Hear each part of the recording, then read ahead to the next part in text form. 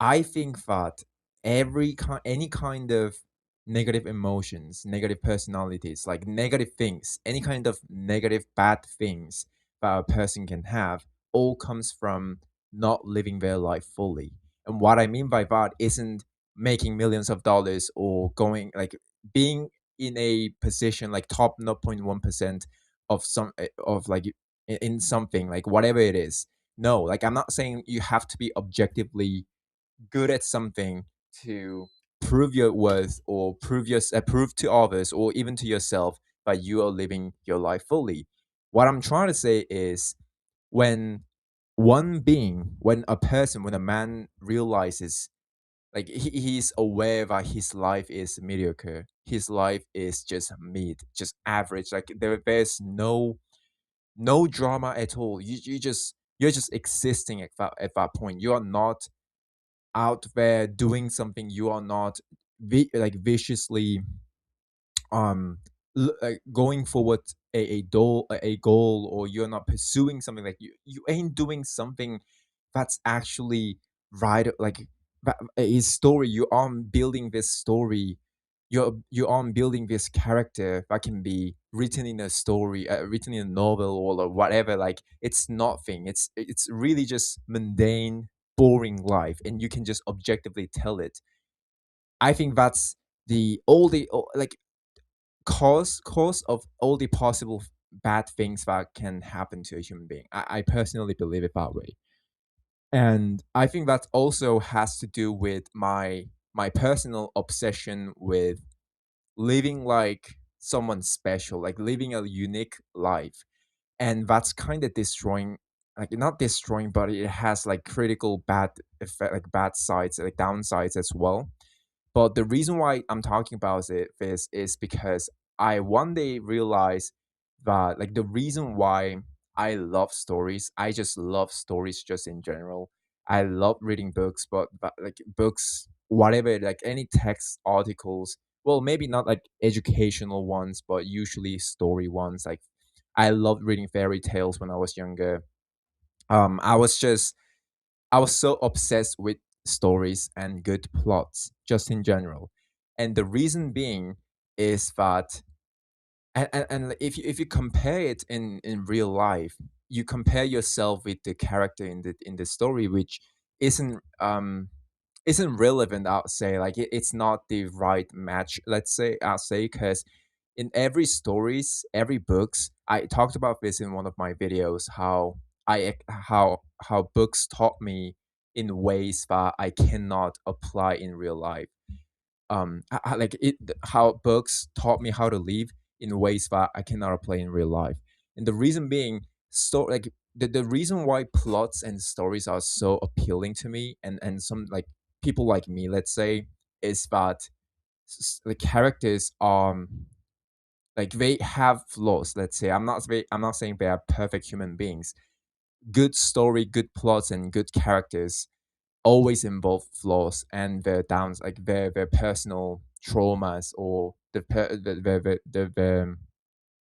personal character traits.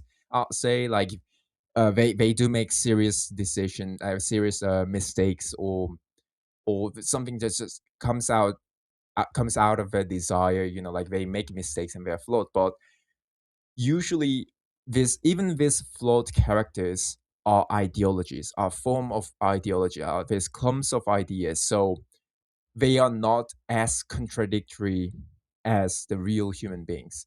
They are always following this one ideology that they so like you know the all the tried of like this tried storyline of any kind of like superhero movies or any kind of things at this point in animes or mangas, like you know, in novels, but they use like one very crucial and big event happens, and that one main character or usually main character determines like his life to pursue that one thing for the rest of his life.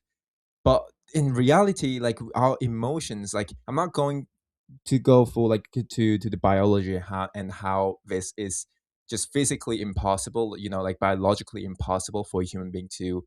I mean, we can.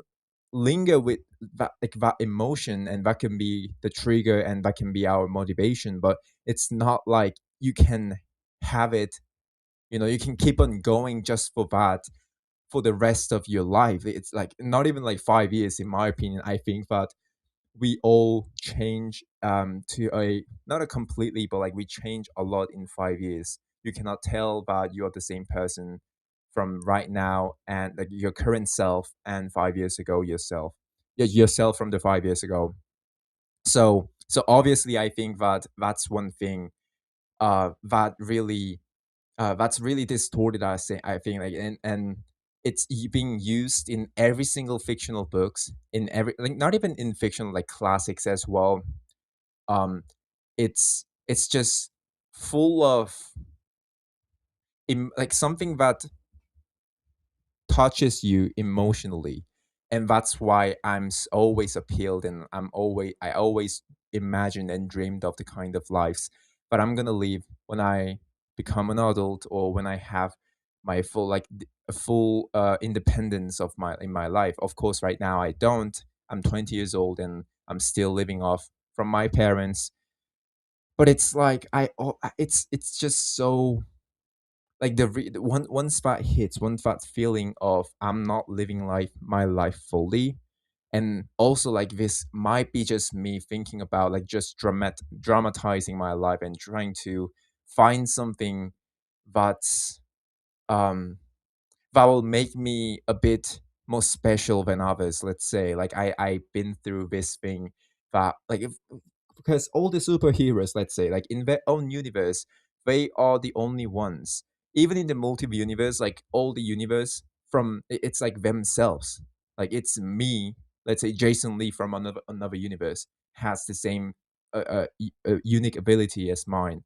It's not like someone else, or like in a universe where everyone has the kind of superpowers. Let's say maybe there's one, but like what I'm trying to say is all the superhero movies, or anything just in like fictional things, fictional books in general, fictional plots involve this power or something that this trait that only the main protagonist has, and that already makes like I don't think any main characters acknowledge this or even address it directly. But if like if we're in real life, let's say if I had any kind of superpower in real life and I'm the only one who has it, then you just, I think like 99% of people, I'm not gonna normalize this. I'm not gonna say like since I feel it, I would feel that way. I think that realistically I would feel that way, so I'm gonna normalize it and say that everyone will feel the same way. But in a more way, like just realistically, I feel like everyone would feel have this some kind of superiority or anything like that. It's like you're already isolated, from from everyone, every single one of every single one in the planet. And it's a kind of feeling that you cannot experience in real life. It's not even something that you can imagine, because let me give you something comparable to this. Even Elon Musk, let's say, he has the most, he's the richest person ever to exist in this world, in on this planet. And it's not like something like he's like the top one, like top one, just one, rank one in this when it comes to money.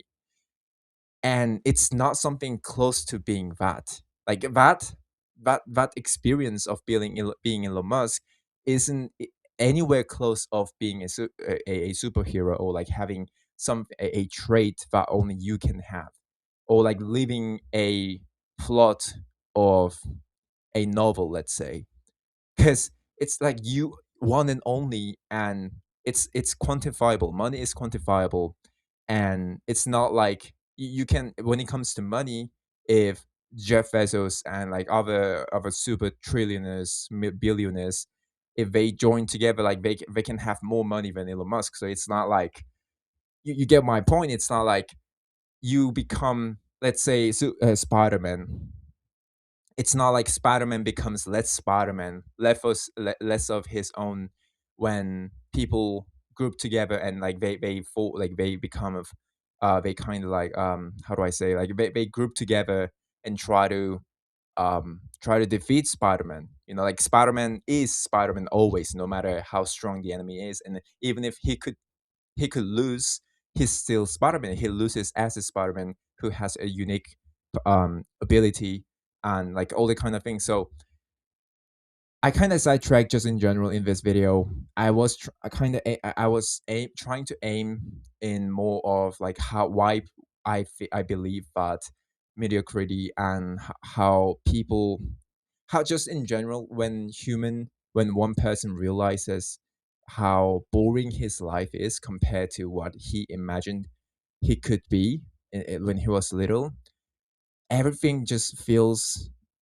so I don't want to say boring. I don't want to say boring seriously, because I do I honest like if I be honest with myself, I can see myself. I do find things very interesting, and I get genuine dopamines, and I get genuine like improve not improve like achievements, and I feel all the kind of things obviously, but also at the same time when like this feeling of you're not being the kind of version of yourself that you believe you could be, or you're not living the kind of life of something that is unique and just for you, you become extremely like I always become extremely like kind of depressive, and I didn't know how to express it, as you could clearly tell in in this video.